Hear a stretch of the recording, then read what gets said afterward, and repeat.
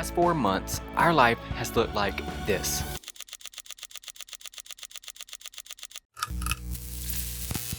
And if you decided to watch this video, chances are you are on the fence of trying to decide if you want to dive into the RV world at some point in your future. And the question Jess and I want to help answer is this life for you? So let's go hang out on some trails this weekend and talk about this little RV thing that Jess and I have been doing for the past 5 months.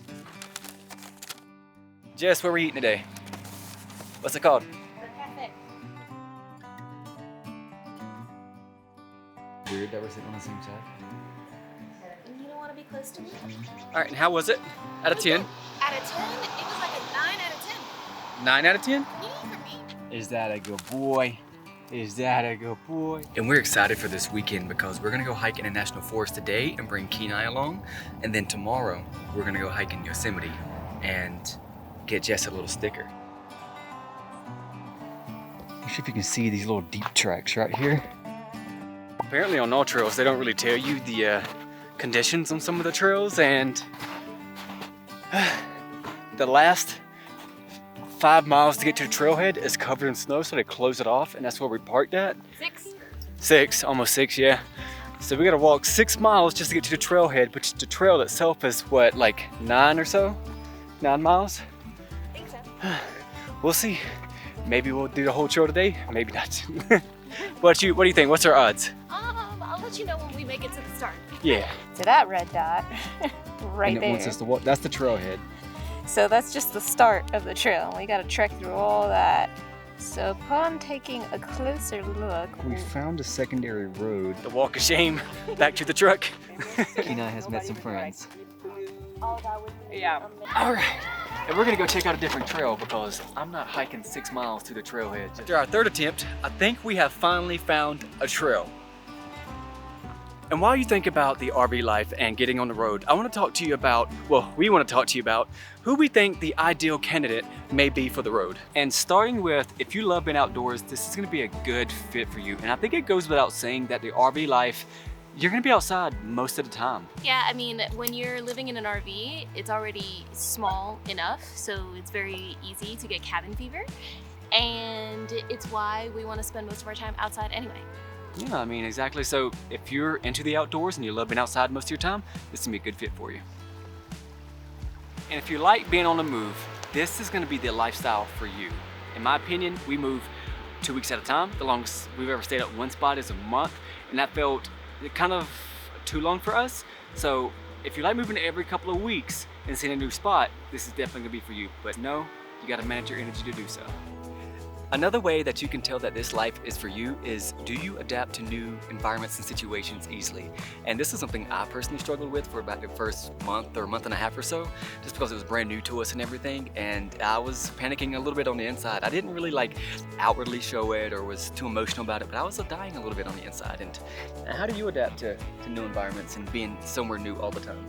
I adapt wherever I go, but it's just excitement. I get excited at the thought of knowing that I'm going to a new place every other week or every 2 weeks, and I just kind of deal with that a little bit better.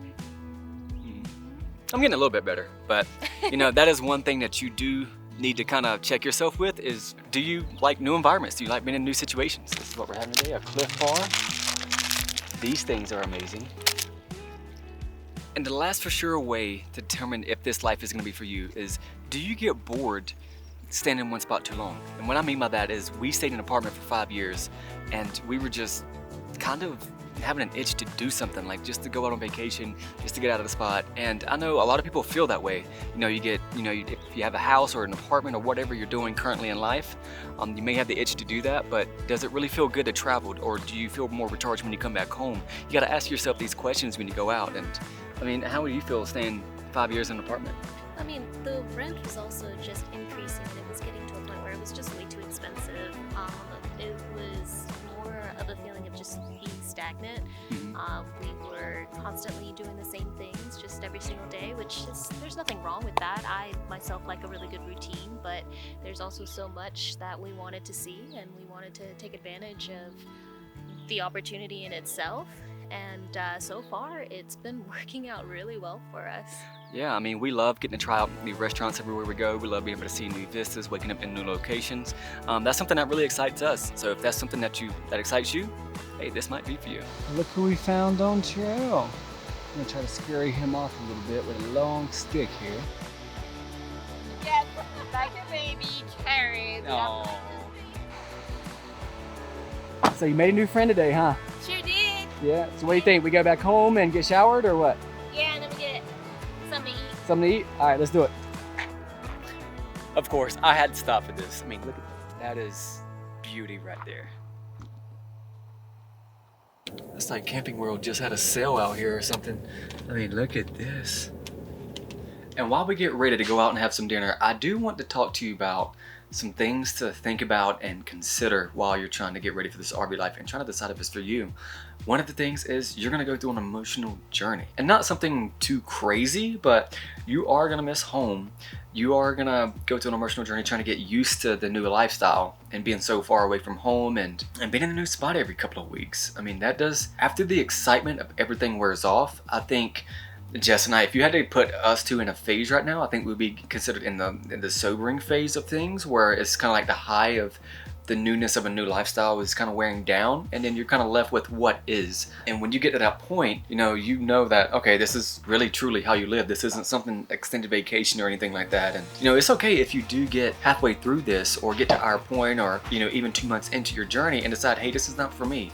At least you took the time to find out for yourself. And secondly, it's not a vacation like most people think. When you talk to people who aren't really acquainted with how the whole thing works, they think, oh, well, how long are you going to be on vacation for? And it doesn't really work that way. It's just how you kind of live for the interim, and however long you choose to do this. Like, for us personally, we're aiming for a good decade on the road. And when we got Europe built in, we have Alaska built in 2026. I mean, we want to give this some time to be on the road for at least a good decade, and then maybe buy some plots of land along the way, find out what we really like, and just know you got to think long term with this, and this isn't some extended dreamy vacation. Like, you're gonna have some real life moments. And the last consideration I would say is, think about who you are as a person. Do you like constant change? Do you like fluidity in your life? And I know this is kind of like a lot of high level topics, and I don't want to like get so philosophical about it, but you do at some point have to think about the emotional state of the RV life. It's not something that's cut out for everybody. Don't stress yourself out too much if this doesn't work out for you. Or if you join this and you love it more than you do, don't freak out because you love it so much. That was another thing that kind of caught me off guard, is I loved it so much that I thought it was just I was just on a high. And I was just speaking about, like, we're in a sobering phase, and it's not like we're coming back down to earth and like finding things that we don't like about it. No, it's just like, okay, we've kind of mellowed out, we found our pacing, we found our groove, and we know what we want to see. And yeah, so that's what I would like to leave you with. Just consider who you are as a person. If you love this kind of lifestyle, if you love change, and if you like fluidity and you like the outdoors, hey, consider this. 25 minutes? Okay, sounds great. Thank you so much. We'll see you soon. Have you ever wondered how to really decide if this is for you? And the thing I recommend is maybe take some actionable steps with 3 steps. Go tour some RVs. Go to a dealership, just tour, I like personally just walking through by myself. Some people like having the salesman walk with them. I feel like that's a little too much pressure. However, go tour some RVs and you're gonna get a real sense, and try to imagine yourself living in that space. Secondly, take a 2-week vacation and travel every 2 to 3 days within that 2-week vacation. And that'll give you a good sense of pacing for the RV life. I know we travel about every 2 weeks, but still, when you do it over the course of a year, that's kind of what it feels like. So take a 2-week vacation and travel every 2 to 3 days and see how that really feels to a new spot. And thirdly, rent an RV. And maybe you can do this for your 2-week vacation, but if you rent an RV and live in it, you're gonna get a real sense of how it's gonna play out. Like, I mean, you're gonna find little nuances that you don't like. You're gonna find things that you do love. So rent an RV if you're really in the weeds about if this is for you. And Jessica's already enjoying her pizza, so I'm enjoying her, and we're gonna see you guys in the morning. We got Yosemite. I've heard that Yosemite is very, very beautiful. Very, I would hate to say underrated, but like, we came from Zion, and people who have been to both say they prefer Yosemite a little bit more, so we're gonna go check it out and see if it's worth the hype in the morning. And tomorrow we're gonna talk a little bit about our cons of what we experienced so far and what it really truly takes to go full time.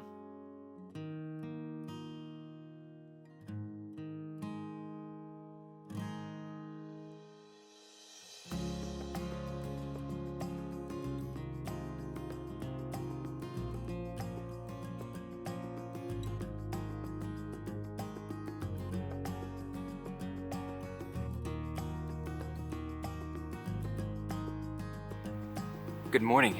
It is time for us to head out to where? Yosemite. Yosemite National Park. Let's go.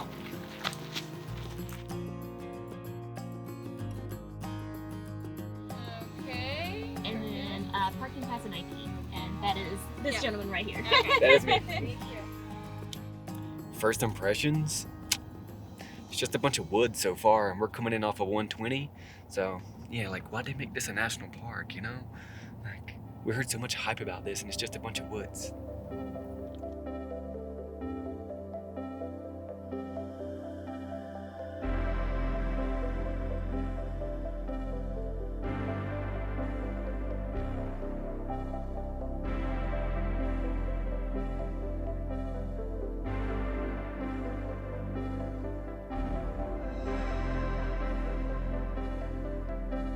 With all the national parks that we keep seeing and checking off, I'm more convinced that social media photos just do not do the parks justice. You have to get out here and see it in person. Zion versus Yosemite. Currently, like, we made the drive in, we're getting to the trailhead. Which one would you prefer? You know, it's funny because I asked you first, and he likes to avoid answering. I didn't and avoid it. Turn the question back on me. I answered it my own way. Yeah, avoiding. My answer has to be, I'm still in favor of Zion, so far from what I've seen.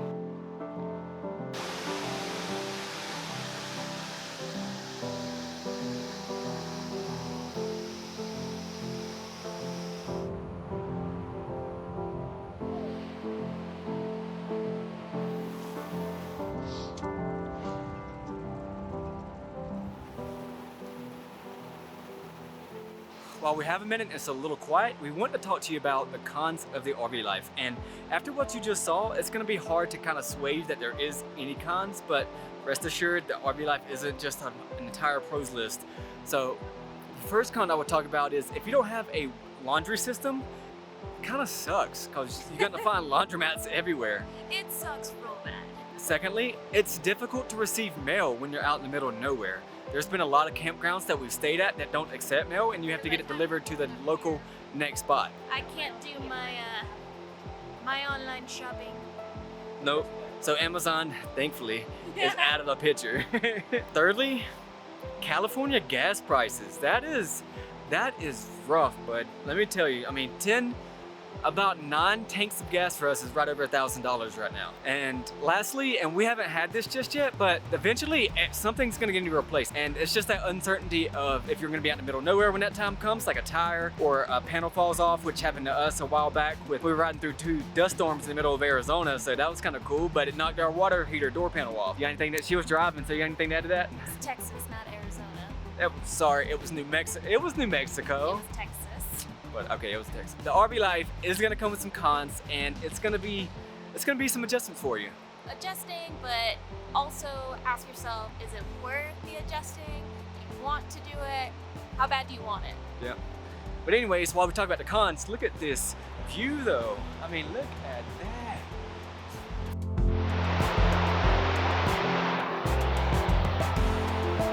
It's beautiful out here, for sure.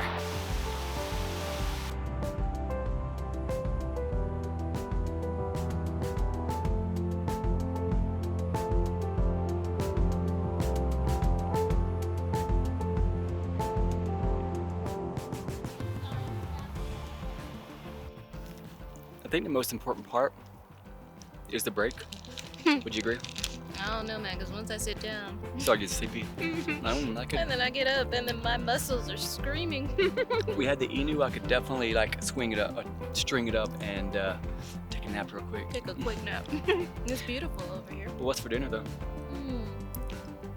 I'm feeling a nice double patty with some ketchup, mayo, some hot sauce, with some lettuce, with some jalapenos, some You don't grilled even- onions. Don't even know where restaurant's at. I don't know, man. Oh, you ready for the mist? No, not again. We're about to hit the mist.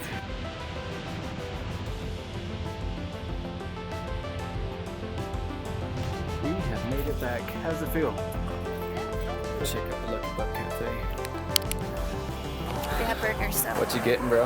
I'm going to do that famous 49er burger with no pickles. While we wait for our food, I do want to talk to you guys about what it does take to full-time RV, and starting with thinking ahead.